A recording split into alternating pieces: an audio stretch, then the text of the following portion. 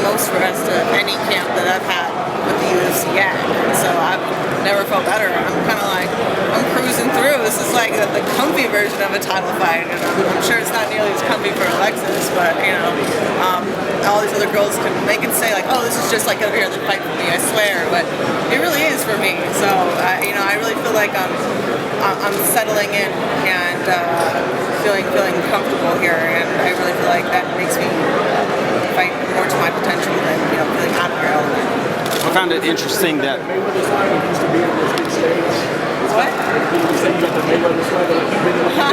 You've been the big stage, you're used to it, they're coming into UFC. I wouldn't go so far as to give myself a title of having Mayweather swag.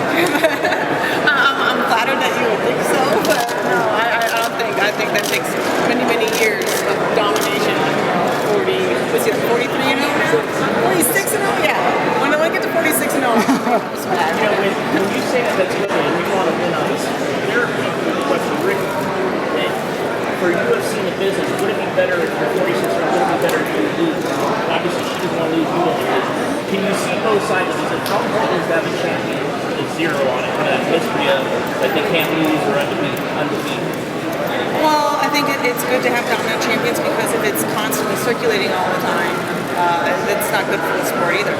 And I think when people quote some people, they're just trying to disguise their own opinion. So you could either quote an actual person or say, I think this. But do you mean, if people say there's kind of a mystery to the undefeated champion and dominant person, and once you lose, kind of that's enough to take away because they beat other people will say, but then you have something to go back to get. You obviously don't want to lose. Of course she doesn't. Yeah, that's your question. You're asking if it's No, but you understand if someone would say that, if she lost, she'd be hungry to get it back. And that's kind of the side thing. I think people can make storylines out of any situation. Ronda, one of the storylines from the Davis camp was that they've got you this is a great time to beat you because of all the distractions outside of fighting. How do you respond to that? Well, I think what I said originally, that this is actually the fight with the least amount of distractions, the most rest and the least press. I mean, this is actually, compared to all the other camps, this has been the easiest one. And so, and I always count on my opponent coming in perfect. I'm counting on her coming in perfectly trained. She's so experienced. I don't think it's really going to bug her to walk in there. I think it's going to be the best version of Alexis Davis that ever happened. But if they're hoping that I'm going to walk in distracted and then get tired after the first round, I mean, those are very bad things to be planning for. You should be planning for me at my best, not hoping for me at my worst. Break her down a little bit. What are some of the things that she brings into the octagon? Well, Alexis, unlike any of my previous opponents, she doesn't have one area that she really extremely specializes in. She's good, at everything. And so there isn't one area that I can bring her to that will make her really uncomfortable. Like when I was fighting with Dan and I really pushed it more into the striking side, when I knew that she wouldn't be expecting that. I don't have a hole like that to look for with Alexis. And so I really just have to be better than her in every single area. And a couple things that I'm really be looking out for is her probably to push kick from a distance and try and keep me away. A lot of her best strikes are in middle range, so she'll probably try and bring me into middle range. And if I do try to come close to clinch, I know that they're going to risk throwing elbows. And when I come close, and also because of the stance that I had fighting again, because she was a wrestler, I would expect that they would think I would be at a tilt again. They would probably train left hand kicks from this point. Ideally, would you like to beat her by way of armbar or KO? I don't care how it went. I just want it to be exciting.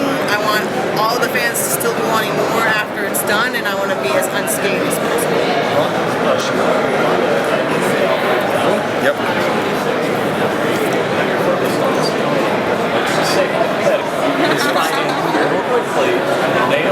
I need wrestling. I got to get my sticks out. I told them I'd fight on 24 hours notice. They know that. When I make a comment or mistake like that, I mean it. I'm just kind of like, yeah, 24 hours notice, not really. I mean it. But how many days is that with that commission period? If they needed me to step up, I would do it. It's August 2nd. I would appreciate the rest, but if they really needed me to do it, they know I would do it.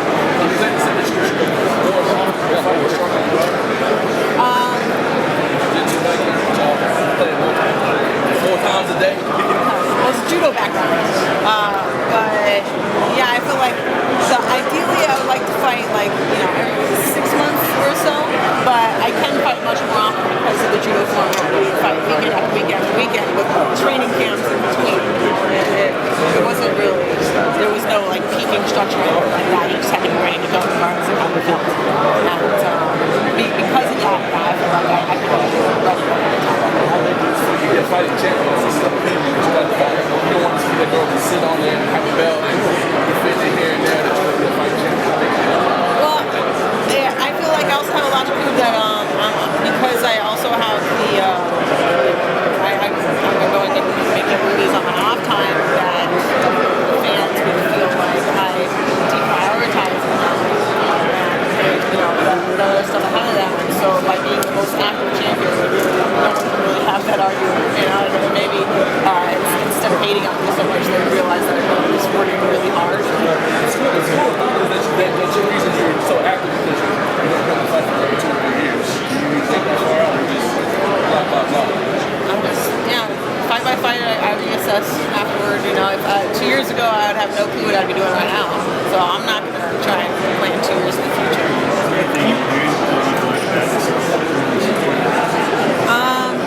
I learned about myself during this training camp. I love what I do.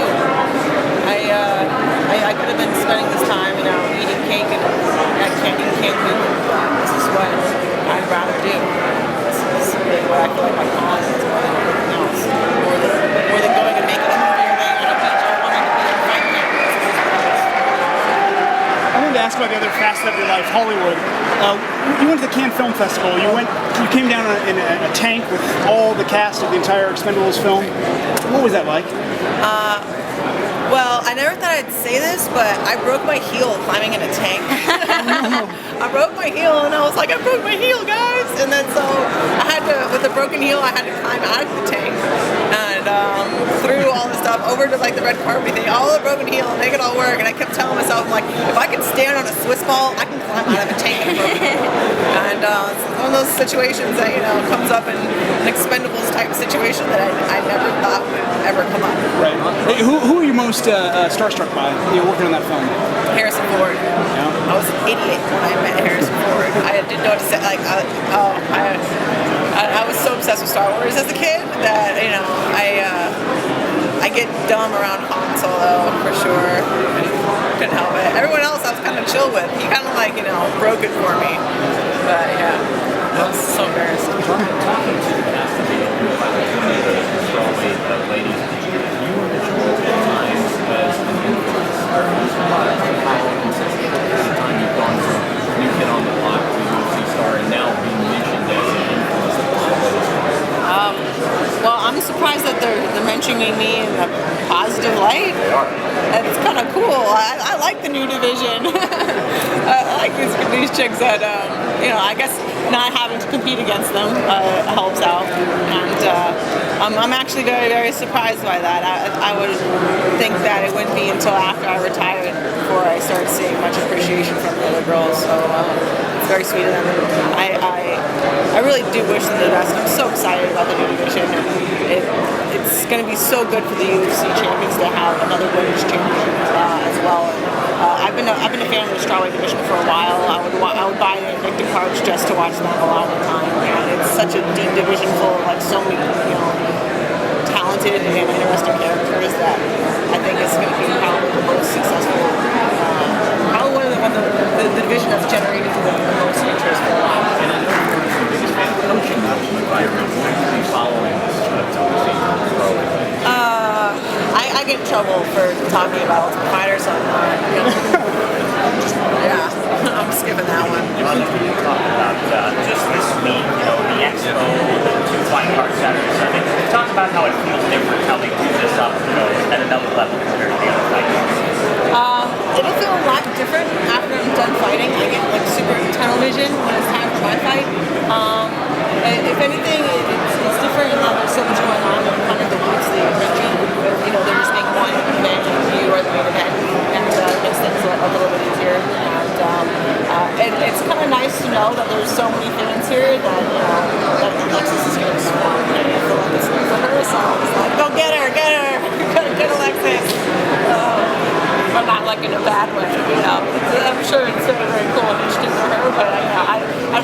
environment to be as different from normal as possible. Yeah, anything specific about her game that I mean, I pretty much just listed down her whole game plan like a second ago. But I'm sorry, I wasn't that way and I couldn't hear you, so I apologize. Maybe if you want mostly I'm looking out for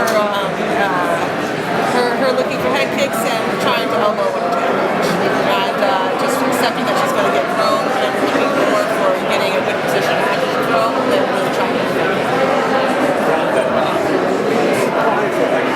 Sometimes when you speak, you'll say like people maybe it's public or people don't look at you kindly or whatever, you know, get surprised at certain things. But yet you see a lot of evidence that the fans really do like you. You're attractive. You feel, you know, it's like a swinging in the middle, kind of like a hate and love. How do you feel about your image? It's a topic of debate, and I think it's good that it's constantly moving around, and that it's not getting stagnant. So it's still, something that people are interested in discussing. I just care that people are interested. That's all. Talked a lot on Embedded about losing muscle, not having the ability to really rest your body in between camps. How do you feel right now going into this one? It's definitely the strongest that I've ever been. I regained a lot of that strength from McMahon too, but for this one a lot more. And I haven't lifted weights for 8 months. I stopped lifting weights, and I'm like the most muscular that I've ever been. I've spent more of my time focusing on improving my skill set and making sure that my diet is perfect and the structure of my training is perfect, and not so much hitting heavy weights. But yeah, I feel like I even went back to do some like reshoots and can and everything else, and everyone was like, "Oh my God, you were so much more muscular." And even when I went from shooting Entourage to the one-day reshoots of Entourage, they were like, "Oh my God, you put on so much muscle." And I'm like, I didn't lift any weights at all. It's just we really got to a point where we're able to refine training to be as effective as possible. And was that also due in part? What do you like just to keep the muscle and everything? Aren't weights good for that? Weights? I asked my coaching about that, my coaching staff, but So you don't.